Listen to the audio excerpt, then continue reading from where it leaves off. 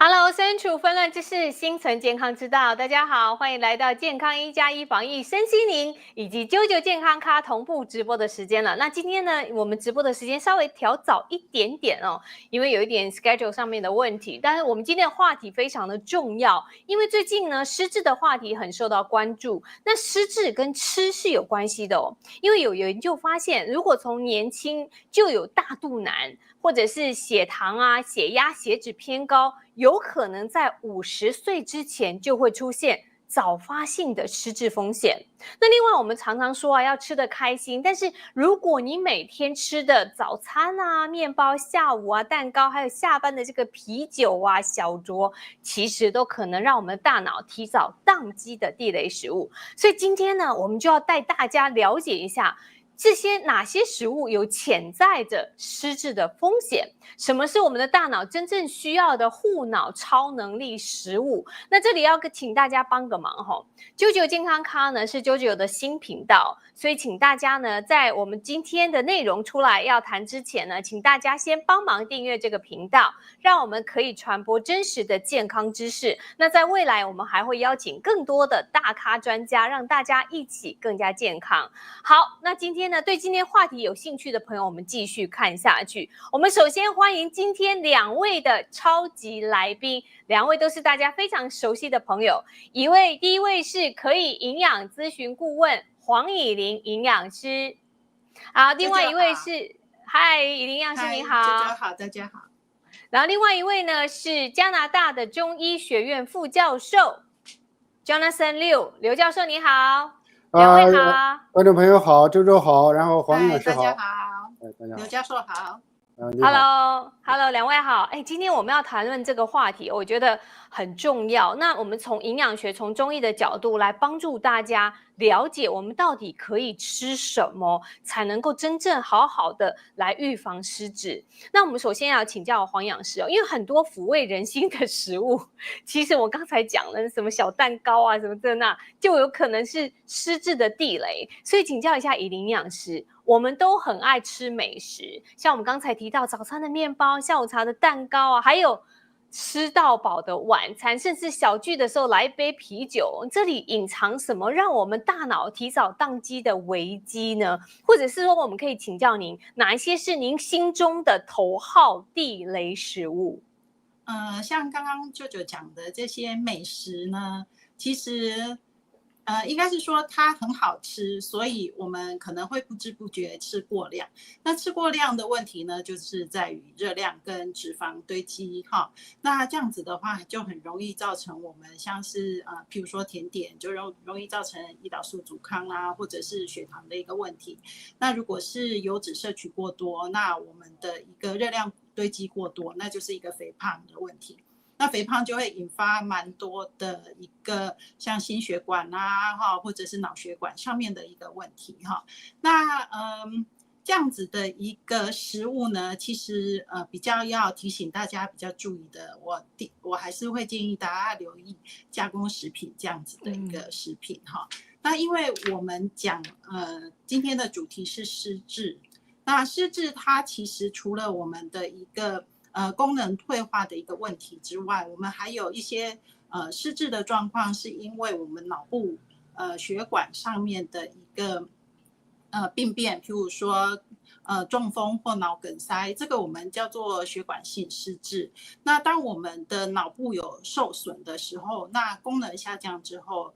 不管是记忆力或者是认知功能，可能都会受到影响。那刚刚讲的一个热量过多、血糖，还有我们的一个代谢症候群哈，那这个都跟我们的一个血管的一个就是疾病也有相关哈，所以好吃的东西适量吃。那要点名的叫做加工食品哈。那加工食品其实我们会比较在意的是它的一个油脂哈。那有一些油脂可能会是植物油，那完全氢化，那完全氢化的过程会产生反式脂肪酸。那这个对我们的一个心血管那个脂肪的代谢就不是一个很好的一个就是我们的一个食物哈。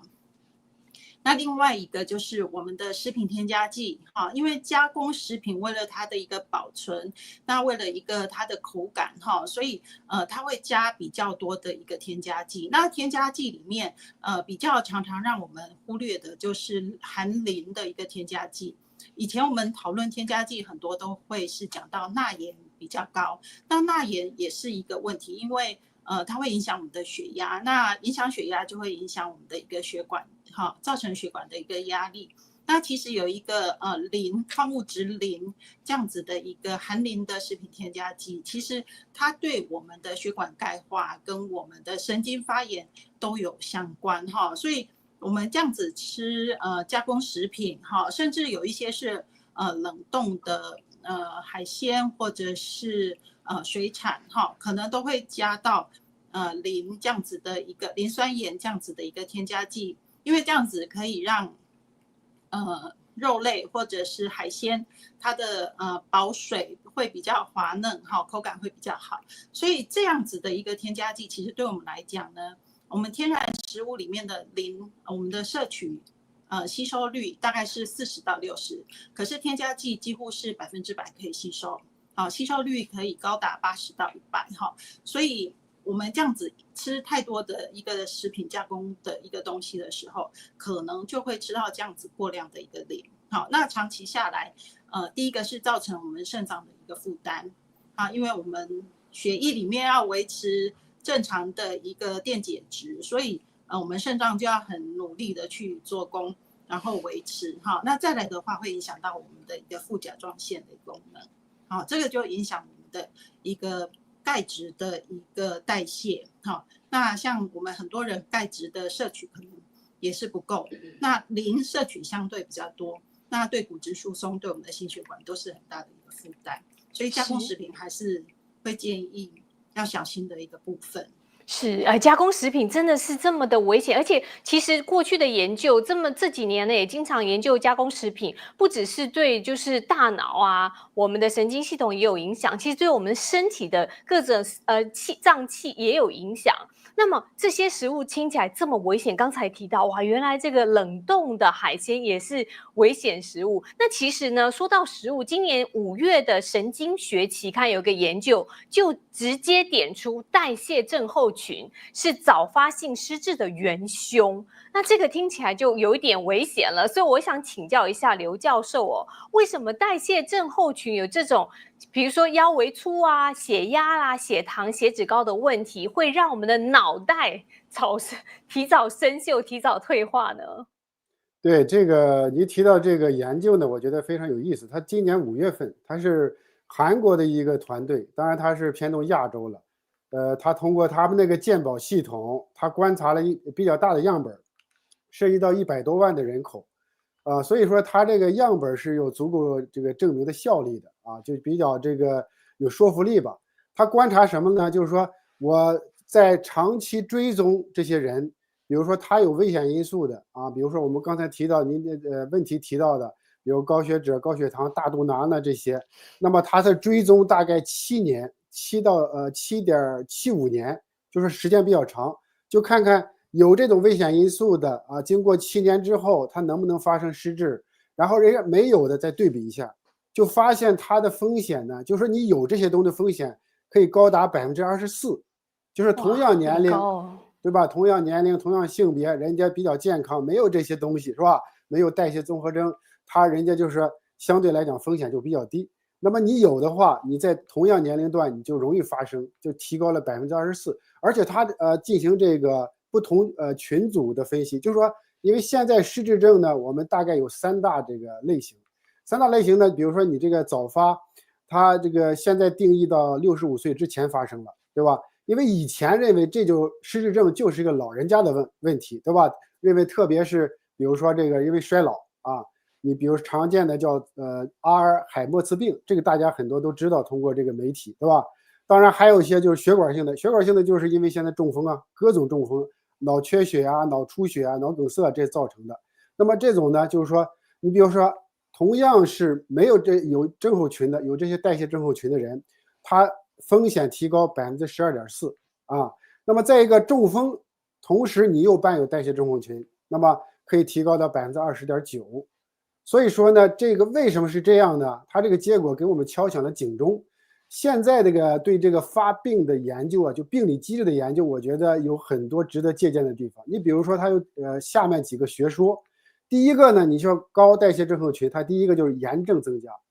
因为体内呢，我们就是说炎症当然是不好的了啊，在中医来讲就是邪气，是吧？这些东西不好，这些炎症呢就损伤我们的血管内皮、神经元，特别是大脑的这个神经细胞。再一个，促进这个贝塔淀粉样蛋白的沉积，这个是阿尔海默茨病的标志啊。现在你要这个诊断阿尔海默茨病，需要这个做这个扫描啊，发现贝塔淀粉酶蛋白的沉积，这是非常重要的。但是这些炎症可以加重它。再一个，胰岛素抵抗，刚才那个黄营养师也提到了啊，以琳特别提到了这个胰岛素抵抗的问题，现在是越来越普遍。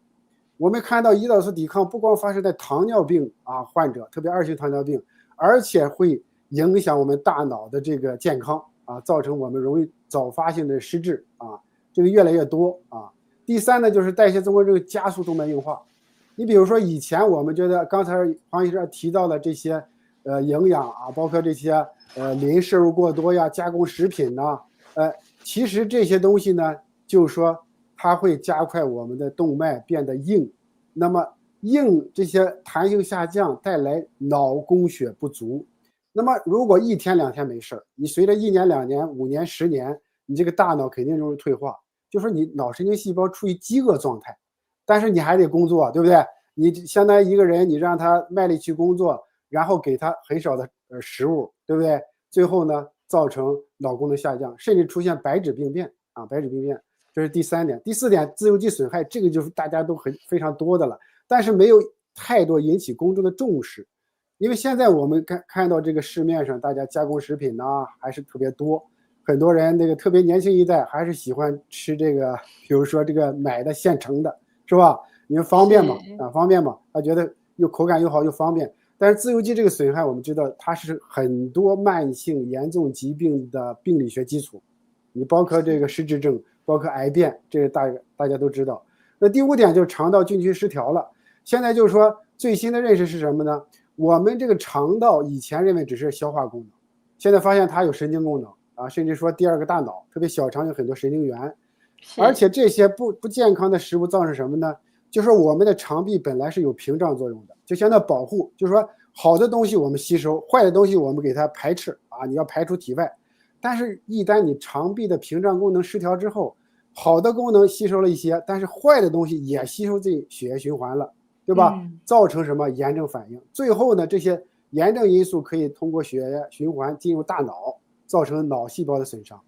所以目前大概这5大类的原因。所以说呢，我觉得引起大家的重视非常重要。这个，对啊，因为刚才您提到，因为代谢综合症，其实很多人都会不太去理它，就胖一点吧。可是没有想到它有可能是失智症的诱因。那我想请教一下刘教授，因为其实现代年轻人有很多也是有一点点肉肉的，那您在临床上是不是有类似的发现？是不是因为真的有年轻人因为3高控制不好，那他的记忆力或反应力变得就是跟50、60岁的人一样，有吗？有这种反应。其实我有一个典型的案例，他是做这个财会系统的一个年轻人，大概也就38、9岁，不到40吧，他是典型的这个大肚子、大肚皮啊。再一个呢，他血脂年纪轻轻血脂已经高了啊，胆固醇呢大概你这5项的话有3项出现异常了。再一个尿酸高啊，经常他看我来还有痛风，他大拇脚趾疼啊，痛风。再一个呢，因为他太太也是我的患者，他太太还反映就是说他有这个呼吸暂停综合征啊，就让他很担心。因为好多人自己不知道，很多只是另一半发现，哟，自己的先生或太太怎么睡觉的时候突然出现这种长时间的就呼了之后就停下来了，就没有继续呼吸了，他就特别担心，就担心自己先生你别窒息了，是吧？突然这个上不来，这个气啊断掉了，所以就比较担心。他这种他会反映在我的这个告诉我的症状，就是说，疲劳啊，就疲劳，莫名其妙就特别累。再一个，下午就是说自己的工作效率下降了啊，就是典型的脑供血不足。早期的你说神经元细胞反应，它比这个同龄的人相比它是下降的对吧？这个案例其实类似的还是比较多，我觉得特别经过这个新冠之后啊，很多人新冠之后也有关系啊，包括我们的生活方式被打乱，再一个呢，可能也有病毒的损伤了啊，病毒损伤、免疫功能紊乱也有吧。是我刚才听到刘医生您这样说，我就觉得印象中就是疫情之后，很多人就出现了疲劳啊，长期的疲劳。所以，我们今天好好来帮助大家，到底怎么样从饮食、从各方面、从中医的调理上面，去让我们的失智延缓失智的发生。那其实我想请教一下以林营养师，除了代谢综合症之外呢，饮食上其实还有一个迷思哦，就是说我们经常说，听说吃鱼会变聪明，但是之前有报道说，警告爱吃鱼可能导致失智，所以这听起来两者之间很矛盾。请教一下林营养师，为什么呢？我们讲到吃鱼，其实很怕的东西叫做污染。就是说，因为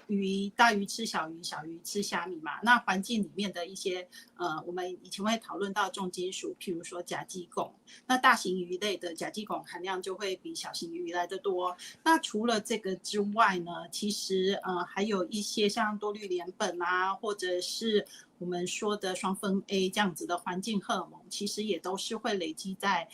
鱼的一个身上里面哈。所以我们如果吃鱼的时候，甚至最近讨论很多的叫做塑胶微粒哈。那在鱼的器官里面也是有，像鱼肝这样子也是有发现有到那个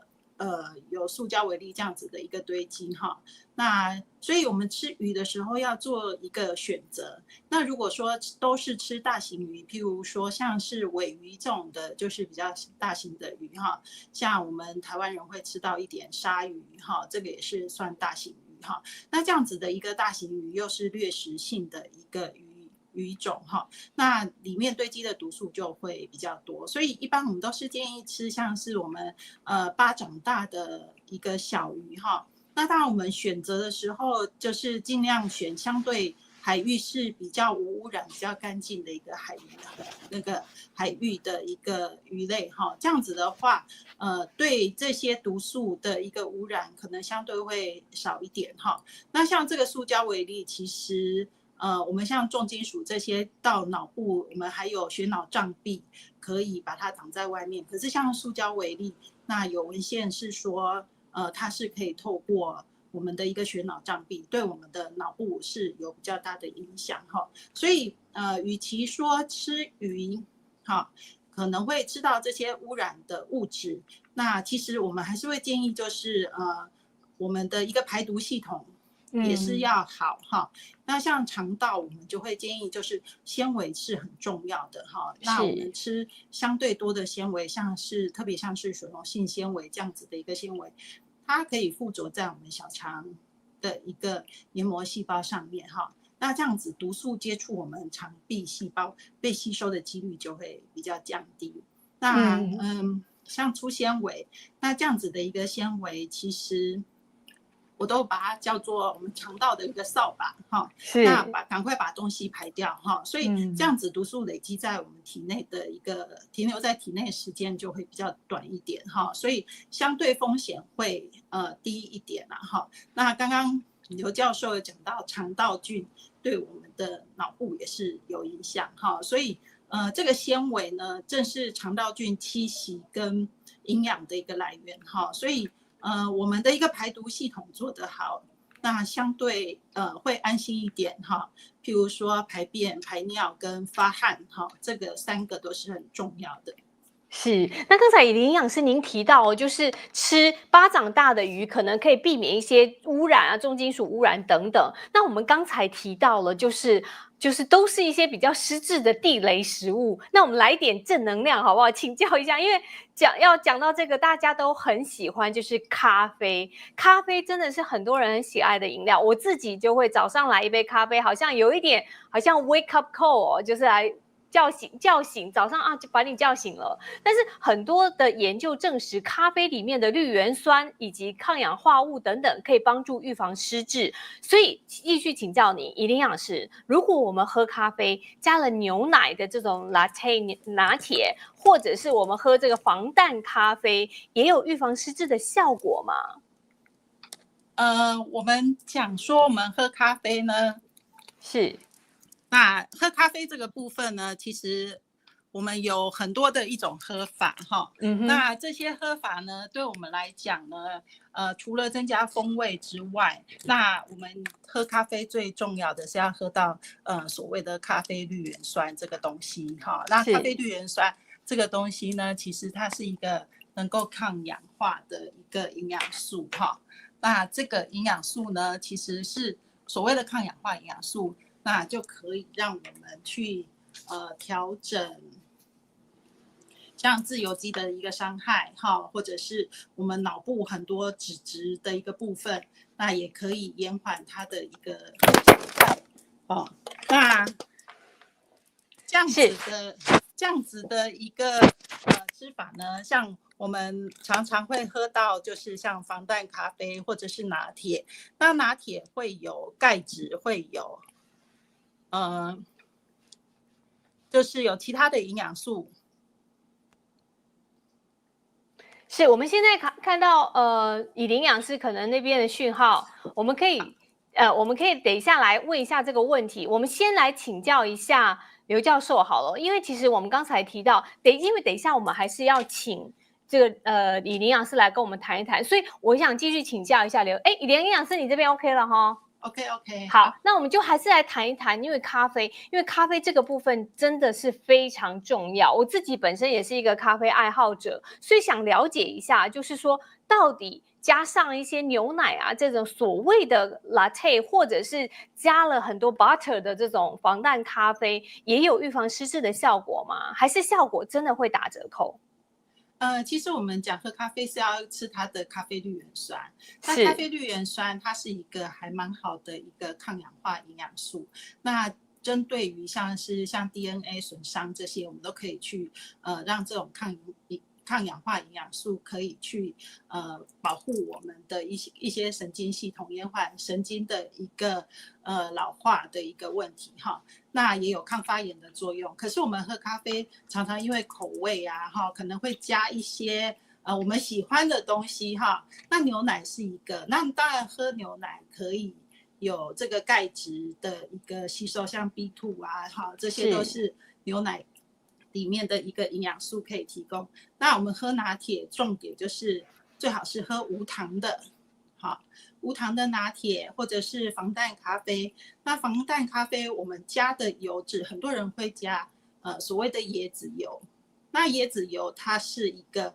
饱和脂肪比较多的油脂哈，所以在椰子油的选择呢，我们会建议就是还是要选那个所谓的中链脂肪。好，就是8个碳或者是10个碳这样子的一个脂肪酸哈。那它其实在室温底下，它会是一个液体的一个状态。那这样子的一个油脂对我们来讲会比较好，因为饱和脂肪吃多了还是会影响我们的胆固醇跟其他三酸甘油脂的一个代谢哈。所以呢，油脂的一个选择是很重要。那其实很多人还是会加一些所谓的柠檬汁。好，柠檬汁这个东西呢，其实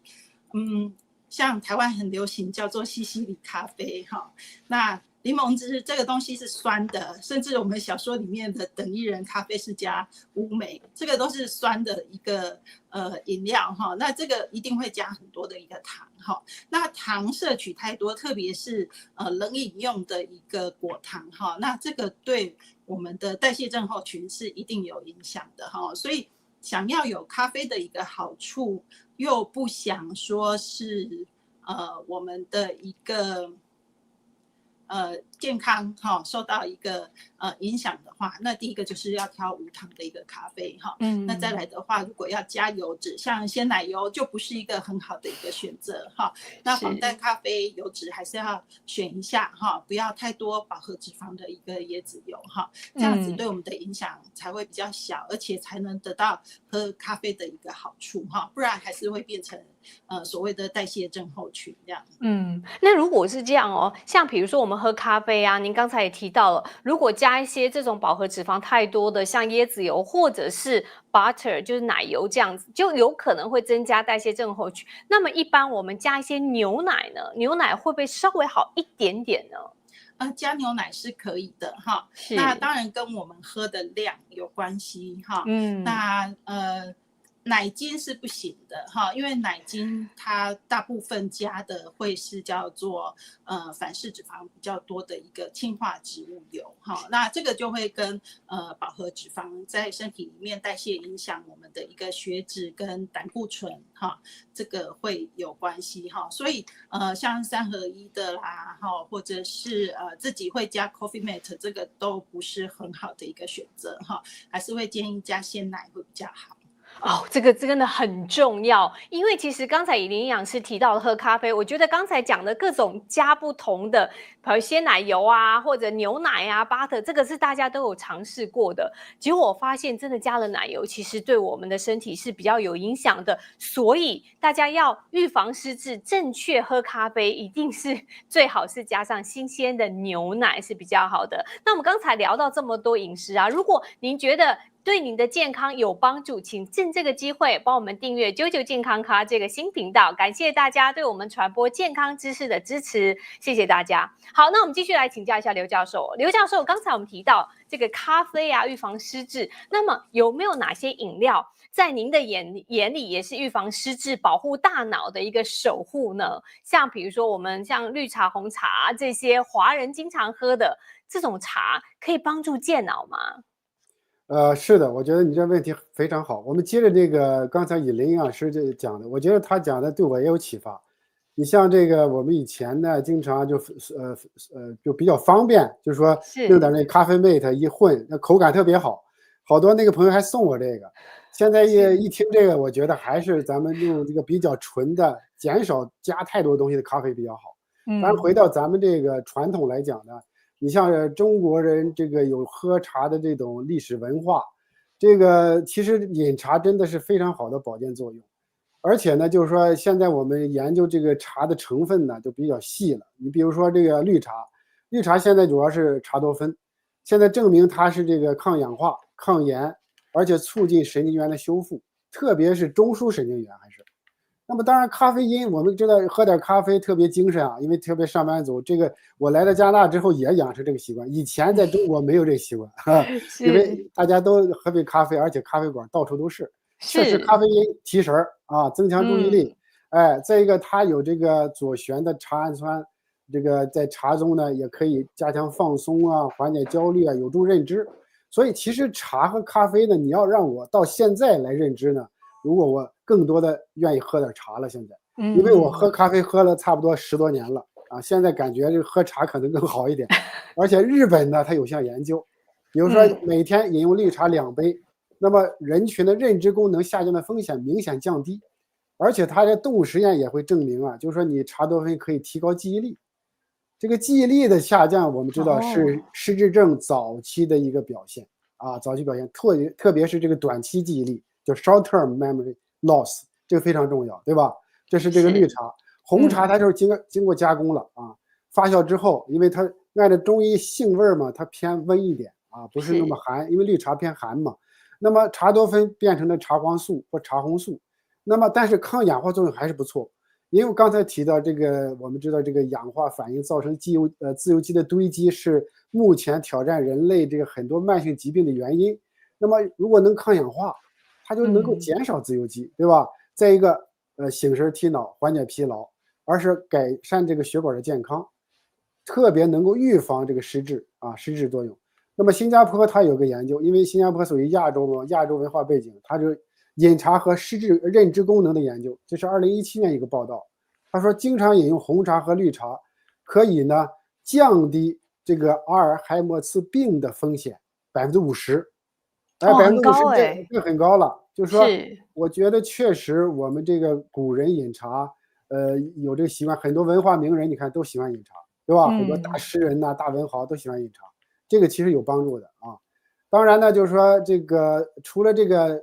一般的饮茶来讲呢，中医还有它的这个理论。你比如说为什么失智呢？当然前提第一个是肾虚，肾气不足，对吧？因为这和现代医学的研究也一样。现代医学认为就是随着年龄增长，你衰老嘛，很多你的这个细胞啊，各个组织的细胞都在下降啊，不像年轻时那么这个健康，那么你这个有活力了。所以中医归结到肾虚啊。同时还有什么呢？郁热，郁热就是提到代谢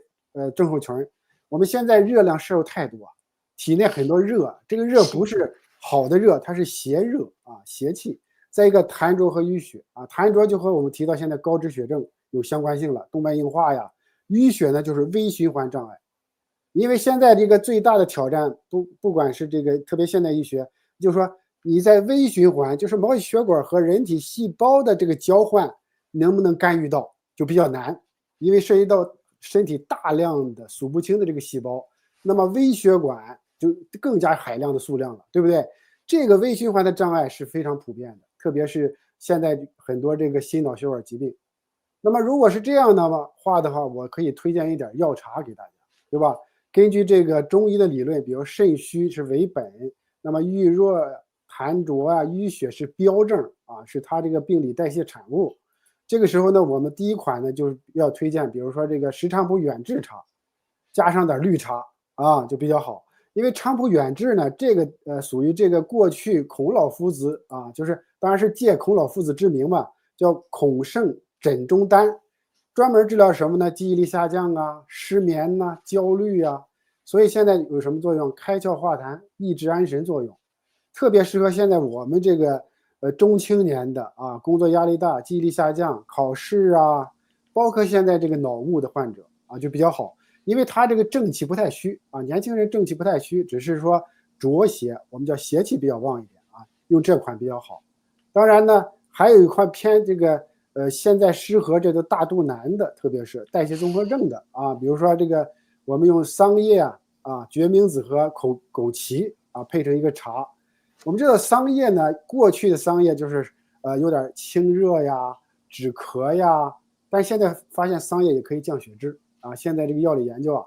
再一个决明子，决明子以前是传统中医认为是通大便的嘛，通过还可以明目，但现在发现也可以降血脂，特别适合什么呢？大肚腩的朋友又伴有这个便秘的啊，经常这个大便比较困难啊，不顺畅，决明子可以通肠，其实就是有点排毒的概念了，对不对？在枸杞子呢就是补肾了啊，补肾，它可以，枸杞子是药食两用的，可以当食物吃的啊，所以是非常安全。那么整体来讲呢，就清肝明目，可以降血脂啊、抗氧化呀，再保护脑血管，特别适合现在什么高血压、高血脂、眼干头晕的啊，适合上班族或者是这个已经出现三高的症状的这些中年或者是青年的朋友们啊。是，那刚才那个刘教授提供这2款茶，石菖蒲啊，还有决明子啊，我想大家平常现在夏天嘛，我觉得来喝杯茶哦，其实确实是蛮好。我记得我曾经采访过一位专家，他告诉我，他说我最近有一点少喝了咖啡，因为我觉得喝咖啡它会让他比较燥热，他就感觉他就是比较燥一点，所以改喝茶之后呢，他感觉就是比较温和一点，跟他的脾气好像有点关系，那我想大家不妨试试看哦。好，那我们接下来要帮观众谋一下福利，因为很多人就会问啊，到底医生都吃什么、喝什么？所以我们今天就借这个机会请教这2位专家大咖。我想请教2位哦，咖啡跟茶这2种都是非常受欢迎的饮料，那么应该是早上喝还是下午喝？热的还是冰的？或者是会不会加糖或奶？我想请教一下2位。可不可以请教你们的私房喝法到底怎么喝？我们先请这个刘教授来谈一谈好了。刘教授，您都怎么喝呢？是这样的啊，因为刚来加拿大，其实以前在中国几乎很少喝咖啡的，我们就喝点茶什么的。对，后来到加拿大之后，实际上就是说确实形成习惯了，因为这个咖啡馆到处都是啊，就是喝咖啡。最早呢，当然就是说实际上也没有太多健康的这种意识，其实。最早我们讲这个加2个糖啊、2个奶啊就可以了啊，有些卖的。那么自己配呢，其实有时候最早我们省事儿，就是说放点这个咖啡 mates 啊，就是这个很多咖啡伴侣，咖啡伴侣很多加了很多东西的啊，很多高热量的东西。后来其实发现我还是倾向于喝这个黑咖啡，或者只是加点一点点糖，一点点牛奶。牛奶当然就是说一直我是习惯鲜牛奶的，鲜牛奶真的口感很好，我觉得也比较健康。当然呢，经过这些年呢，其实最近就是刚才您提到有个朋友讲，有点燥，因为咖啡这个东西，咖啡因它比较高啊。当然，特别是你比如说原味的咖啡，很多东西它咖啡因高的话，随着年龄增长，可能有些人会激动心脏啊，或者是失眠。所以茶呢可能相对温和一点。所以我现在觉得就是喝这个绿茶、红茶比较好。所以说，很多时候我沏点茶喝就比较好。当然说，你说这个时间来讲呢，肯定是，一般来建议晚上你肯定要少喝或者不喝，因为喝完了之后你特兴奋，一兴奋之后你失眠了，对吧？但是我是肯定习惯早上是一杯的，早上一杯，早上喝点咖啡，但是量现在我觉得喝的我越来越少了。以前这个相对年轻的时候，因为工作压力也比较大啊，事儿比较多，那么就是喝一大杯啊，一大杯有时候不行还喝2杯，对吧？反正就是说。目前来讲，我觉得可能这个自己的健康意识也增加一点了啊，以前是比较随便的，因为这个如果就是说你讲的喝咖啡的一些特别的一些健康小贴士的话呢，你肯定就是说一般的不太主张空腹饮用，特别我有感觉，比如说早上啊，我建议以前我是起来很多时候就喝一杯啊，很快喝一杯，后来发现容易脱水。对吧？最好呢，早上起来，我建议啊，我的习惯啊，当然不一定完全对，就是说喝点凉白开水，开水，凉白开，先补充点水分，因为一天晚上之后，特别夏天，我觉得有点脱水啊，特别你的咖啡尿嘛，对对对，内环境脱水，先喝点凉白开，再喝咖啡，这是我的建议。这是一个好方法，谢谢刘教授分享。然后我们再来请教一下以林营养师了。以林营养师，我们都想知道营养师都怎么吃，因为营养师都教人家怎么吃啊，怎么喝啊，更健康。以林营养师，你有什么样的建议？你自己会怎么喝呢？我喝咖啡现在都是早上喝啦。那以前对比较年轻的时候也是下午会喝。那个时候其实不太会影响到睡眠，就是即使是晚上饭后喝咖啡也不影响睡眠。那是年轻的时候，那肾上腺功能还很充沛的时候。那现在呢，其实下午喝咖啡就比较容易影响睡眠，所以我现在都是早上喝。那我比较喜欢喝是中浅焙或中烘焙的带有果酸的咖啡，所以我以前不太喝拿铁，对，不太喝拿铁啦，所以就是都是喝黑咖啡为主哈。那现在咖啡有限量，所以就是早上1杯或半杯，那其他会用就是无咖啡因的花草茶，譬如说国宝茶或者是薄荷茶哈，这样子。像有一种茶是薄荷加甘草那个康福茶，就是帮助帮助消化的那种茶。现在会比较喜欢喝这样子的一个茶。那当然红茶或者是伯爵茶，这个也是我还蛮喜欢的一个风味的茶哈。所以一般因为会有乳糖不耐的问题，所以我喝这些饮料的时候是不加奶的。那现在台湾有无乳糖的一个鲜奶之后，现在喝咖啡就会有时候会搭配就是咖啡自己加一点那个无乳糖的一个牛奶，去增加我们的一个钙质的一个摄取哈。那所以以前是不喝牛奶的时候，我们就得要另外再补充钙质哈。那现在就会从牛奶来去做一个钙质的一个摄取哈。那其实我们喝这些茶，其实花草茶其实都还是有利尿的一个问题哈，所以这个就会搭配我们刚刚说的一个开水，就是白开水的一个部分哈。那其实在台湾还蛮多这样子的一个无咖啡因的一个饮料哈。那我自己个人也蛮喜欢喝的，像是仙草茶。那无糖的仙草茶哈，还有就是那个麦茶，这个无糖的麦茶，这个对我来讲也是一个还蛮好的一个茶饮哈。那不同的茶我都会轮流去喝它哈，所以不是单纯去喝红茶或绿茶这样子哈，所以其他的一个花草茶也是会搭配。谢谢以林营养师的分享。我觉得这是一个很好的办法。早上喝半杯或1杯的咖啡，然后到下午就喝一些花草茶，或者是喝一些无糖的一些，或者是没有咖啡因的一些饮料。我觉得这个还蛮重要的，因为你要搭配。如果你不是那么喜欢喝白开水的话，那你记得一定要喝无糖啊，没有这些添加、没有咖啡因的一些饮料。我觉得这是很重要的，比如说比较天然的。那因为现在天气也很热啊，喝饮料消暑其实还蛮消暑的。那就像我刚才说的，很多人觉得无糖就等于健康，但是有很多无糖饮料其实加了人工甜味剂，所以这个部分呢，我想要请教一下刘教授，您理解这个对于大脑会不会有一些影响呢？对，因为现在这个人工的这个甜味剂呢，这个对人类的健康风险越来越被重视了啊。你像美国现在我们这个新任的这卫生部长是吧？他在进行改革啊，促进这些大的饮料公司，确实对这个青少年影响太大了，你知道吧？我这个经常有小朋友啊，这个看门诊的，看到哎呦，现在这个小朋友这个小肚皮也开始鼓起来了啊，很多一看就是这个喝饮料就爱喝软饮料，你知道吧？这个方面真的影响我们的孩子，影响孩子是很重要的。现在其实这个人为工业化嘛，工业化的话，它这个大公司为了实现更高的利润，是吧？反正只要说他认为你这个不是毒药就可以，但是有健康风险啊，有健康风险。你比如说现在有很多研究了。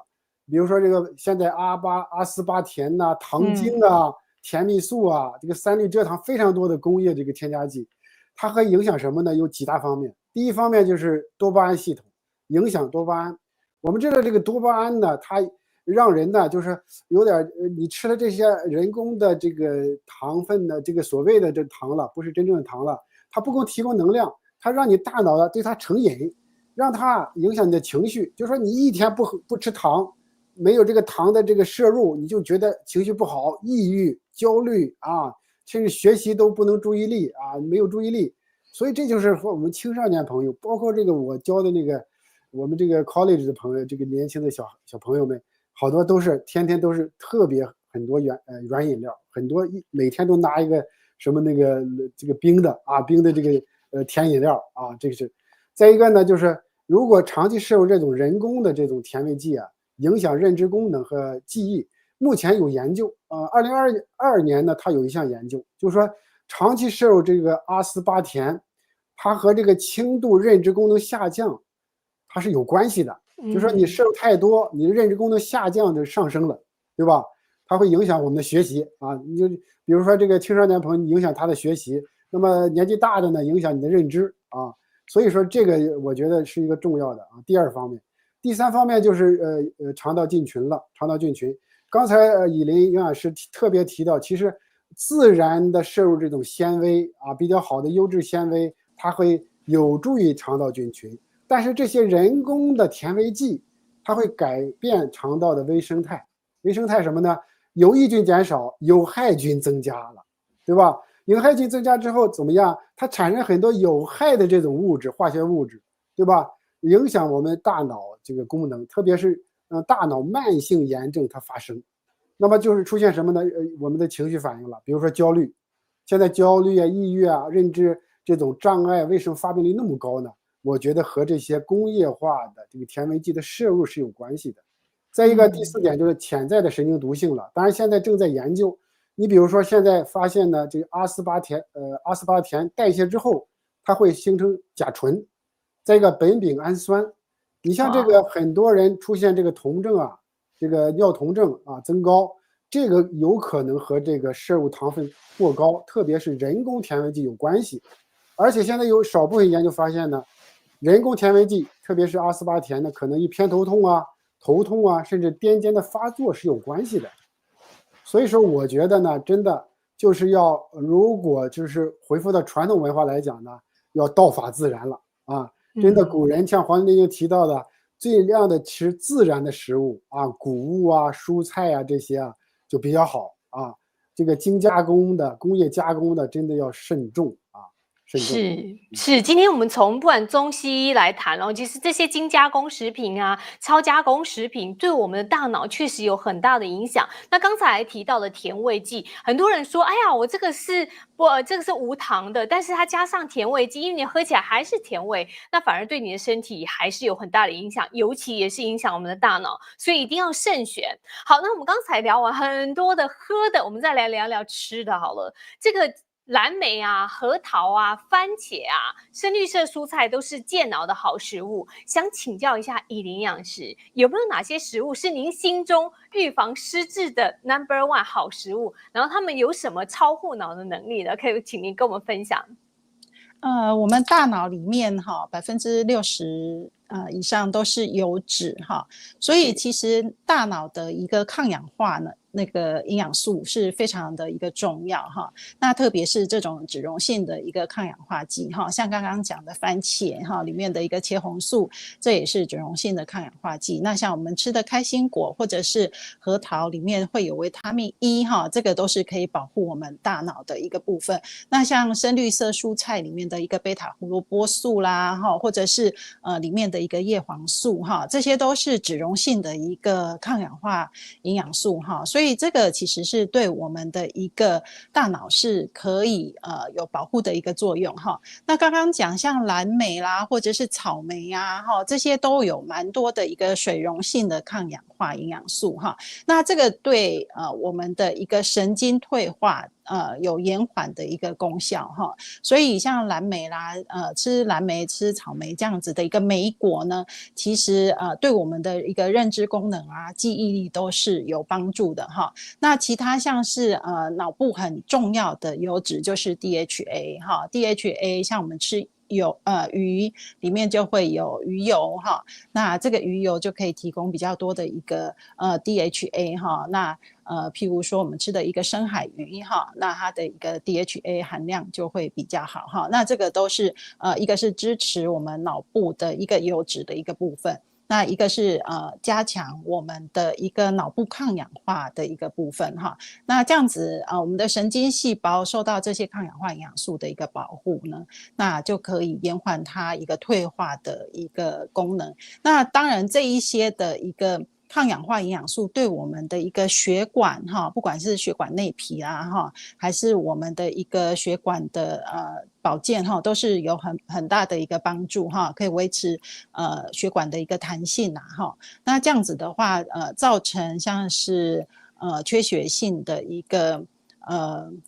就是譬如说中风或者是脑梗塞这样子的一个脑部血管的一个问题的几率就会比较少哈，所以这样子的一个营养素对我们的大脑是还蛮重要的一个部分。是，所以维他命 E 啊、DHA 啊，都是对我们的大脑可以给大脑提供营养。那这两个部分真的是很重要。刚才以林营养师有介绍怎么吃，那么我们再来请教一下刘教授，从中医的角度来看，肾是主骨，脑为水之海。那吃黑色的食物呢，可以补肾。所以刘教授，我可不可以请您推荐一下有哪些养肾补脑的食物给大家呢？对，这个是中国传统中医认为，就确实它有个认知啊，是脑为髓之海。很多呢，这个肾呢，就是说主骨，再一个就是说很多黑入肾啊。当然这个呢，就是说很多营养物质，很多确实在中医中药里头啊，很多这个补肾的，它是颜色确实是黑的啊。当然这个食物也有一些啊。这里呢，今天我们主要推荐一些比较方便的一些药茶，能够帮助我们养肾补脑。你比如说现在这个工作压力大，大家普遍面临着，特别新冠之后呢，它很多有慢性疲劳综合征，出现长新冠的表现，其实是一个伤气的，中医看是认为伤气、肾气，特别是。那么这个时候呢，补气呢，我们推荐第一个呢，就是人参丹参茶。这个人参丹参茶呢，有这个西洋参啊3克，丹参呢5克，麦冬5克。这种小的，因为我们推荐呢，当然就是说这个参呢，它是比较灵活的，你可以选西洋参，特别热体，你比如说经常上火的人，西洋参；如果说你经常怕冷、寒冷的啊，这个体质，你可以选人参、党参。人参就一般红参就可以，对吧？它热的，这个可以让益气养阴、活血通络，改善脑供血。因为脑供血不足是目前的一个挑战，很多因为现代西医呢，它没有特别的办法，因为很多人出现脑供血不足、记忆力下降啊，包括轻度老是头晕呐、晕来晕去的，对吧？这个时候这一款呢可以帮助气血虚、脑供血不足型的人群偏体质虚弱的。当然呢，如果你血压太低或者经期的女性，最好呢就避免就是说你例假来的时候不要喝了避免。这是第一款特别适合目前我们上班族也好包括这个中年人呐，上有老下有小的就气血虚的。再一个呢，下一款呢就偏重补肾的了就是说特别适合比如说年龄比较大的60、70岁的了那么这个第一个药呢就是何首乌。我们知道何首乌呢，过去讲有点像这个神仙之药以前有个传说，什么张国老师吃的大的人参何首乌，这个飞升了，成了神仙了当然是传说了。确实何首乌补肾再一个呢，枸杞子是药食两用的再一个加点灵芝。灵芝呢，当然就是现在证明很多好处了它是属于这个可以抗癌、提高免疫力，同时呢也可以改善脑功能可以滋补肝肾、安神益智。这一款特别适合什么呢？比如说年龄大了，睡眠质量不好这个就是说有些人有时间没质量睡了5、6个小时，但是呢和没睡差不多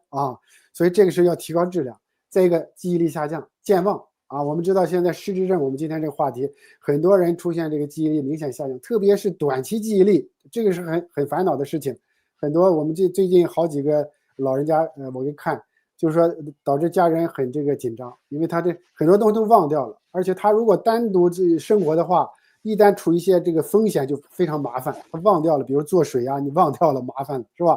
再一个可以肝肾亏虚当然是经常腰酸腰痛经常有点头晕这款是比较合适的谢谢刘教授推荐这2款茶，人参茶还有何首乌茶，大家就不妨去试试看来补一下我们的大脑，补一下我们的肾。好，那另外呢，我想请教一下以林营养师，因为大脑其实很需要好油，刚才你也推荐了2个，就是维生素 E 以及 DHA， 那很多人会很怕胖，就是怕三高怕胖所以就是听到要吃油就会有点担心。请教一下以林营养师，你可不可以教我们怎么分辨好油跟坏油？还有外食族很难避免用到坏油，你有什么补救的办法吗？我们所谓的好油跟所谓的坏油呢，其实是取决于我们吃的一个量啦那其实我们身体呢需要 Omega 369不同的一个脂肪酸的一个油脂那也需要饱和脂肪跟多元不饱和脂肪，也需要单元不饱和脂肪，这个都是我们身体需要的一个油脂第一个就是我们的摄取量会不会太多因为有一些叫做隐藏性的油脂，因为像譬如说你吃饼干、你吃面包，你可能以为就是吃到淀粉，可是其实这些都是含有油的一个食物所以这些隐藏性的油脂常常会被我们忽略。那再来的话就是这些油脂的一个来源，那像我们的一个通常我们用到的油，譬如说我们外食很常会吃到 Omega 6的一个油脂那因为成本的关系，可能都是用沙拉油好一点用葵花油那或者是用猪油，这个就是饱和脂肪就会吃的比较多那所以外食我们可能就是 Omega 6跟饱和脂肪吃的比较多那这样子会比较缺乏的是 Omega 9跟 Omega 3的一个油脂所以 Omega 9我们可以自己譬如说不要3餐都是外食，那你可以一餐自己在家里弄自己的油脂就可以用像是橄榄油或者是苦茶油，这个都是 Omega 9的一个必需脂肪酸的一个来源那这样子油脂的一个摄取也可以避免掉太多的一个饱和脂肪的一个摄取那这样子的一个369就会比较平衡一点那 Omega 3的来源我们一般就是在鱼油，所以吃鱼可以吃得到。那另外的话我们植物油里面会有亚麻仁油跟紫苏籽油，这个是 Omega 含量比例相对比较高的一些油脂，那这个也是可以在我们的一个料理里面添加的一个部分哈，自己再加这个油哈。所以外食我们会建议就是尽量选清淡一点。那你选调味清淡一点，你吃的食物也会比较新鲜哈。因为很多不新鲜的食物可能都会先炸过，去掉不好的味道。没错。所以吃口味比较清淡的食物，譬如说蒸的、烤的、煮的，这个比较会吃到食物的一个原味，也会比较新鲜一点哈。所以在外面就是尽量挑清淡，那回家自己补一点好油哈。那当然在家里选像是橄榄油，像第一道冷压哈，这样子就会更多的一个抗氧化营养素在里面。那比较不好的油就是我们所谓可能是很清澈哈，清清如水的那种油哈，那这个都是精炼过的油脂。那精炼过的油脂，当然它的稳定度会比冷压来的好一些，所以我们冷压的一个橄榄油就会很怕光、很怕热哈。那不适合高温烹煮哈。就是说超过220度的一个温度，那可能就会破坏它的一个油脂的一个品质哈。所以这样子的油脂我们就是低温的一个低温烹调的一个方式哈。譬如说水炒，就是油加水下去先爆香再去炒菜哈，这样子的一个方式我们就会吃到比较好的一个油哈。那当然就是精炼的油脂我们就会建议尽量不去选它。那还有就是所谓的反式脂肪比较多的一个油脂来源，就是完全氢化的一个植物油，这个就很容易出现在像饼干、泡面跟像奶茶或者是奶精奶茶，还有什么巧克力粉那这里面可能添加的油脂都是这种完全氢化的一个植物油，这个就会出现反式脂肪。那虽然它可能会标示0，因为我们台湾的一个标示的规定就是每100公克少于0.3这样子的一个量的话，这样子就可以标示为0所以不代表你完全没有吃到那你吃的次数越多，吃的量越大，那你的反式脂肪累积的就会比较多这个就是一个比较不好的油所以选好的油脂那就是尽量就是还是第一道的一个冷压的一个油脂会比较好一点。是，我想刚才营养师讲到一个很重要的，我们要尽量避免我们身体的 Omega-6，所以尽量补充 Omega-3跟9。那记得要吃一些好油，然后当然你烹调的方法也是很重要，因为你要用好油，所以你就不要就是大火爆香啊，各种方法，那甚至不要吃到反式脂肪的油，因为对你的身体真的有伤害。好，我想大家都学到这么多重要的对我们身体健康的资讯，最后还是要请教一下刘教授，因为呢在中医有很多各种的方法动作，包括一些按揉我们的穴位，有没有一些动作可以来预防失智？可不可以快速的告诉我们怎么做呢？今天我们时间有点紧了，我们就讲最简单最实用的3大方面，非常简单。第一个甘梳头，这也是我经常介绍给老年朋友的，因为头皮现在有头皮针嘛，很多穴位包括百会什么四神聪通天穴、头围神庭、本神就说通过指甲非常简单，也不用梳子是吧？每天这样梳，就是让这个头皮发热有点这个非常舒适清脑的感觉就可以了。每天要做花点时间5分钟就可以。第二点就搓耳朵了，耳朵在中医来讲也是个全息，它有很多全身可以相当于缩小版的人体，像一个倒置的婴儿嘛。但是我们不需要知道这个90多个穴位在耳朵上我们不需要那么多穴位，就非常简单，就给它搓，就上下的，比如说用这个手食指和这个拇指上下给它搓热，